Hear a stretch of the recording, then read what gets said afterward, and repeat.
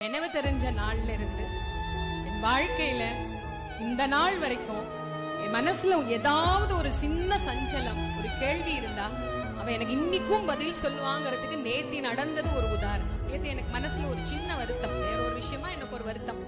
ஏமா நான் உனக்கு ஏதாவது தப்பு பண்ணிட்டேனா, ஏன் என்ன நீ சேர்க்கல, என்னை ஏன் நீ இந்த நீ தள்ளிட்ட, நான் உன்கிட்ட இருந்து ஏதாவது தூரமா போயிட்டேனான்னு காலம்பர பூஜை பண்ணும் போது அம்பாள்கிட்ட கேட்டேன். காலம்பர அம்பாள்கிட்ட கேட்டேன். மாலையில எனக்கு 5 மணிக்கு வகுப்பு, 4:45 அந்த தம்பி வந்தாப்ல, கார்ட்டூனிஸ்ட் கோபி, அவர் வந்தாப்ல. நான் நேத்து காலையில எங்க அம்மாட்ட கேக்குறேன், என்னம்மா என்ன இப்படி கேள்வி கேட்க வச்சிட்டியே, நான் உனக்கு பக்கமா இருக்கிறேன்னா தூரமா இருக்கிறேன்னா எனக்கு தெரியலையே, என்ன ஏன் நீ இந்த விஷயத்துல நீ தள்ளுன அப்படின்னு நேத்து கேள்வி கேட்டு முடிச்சேன்.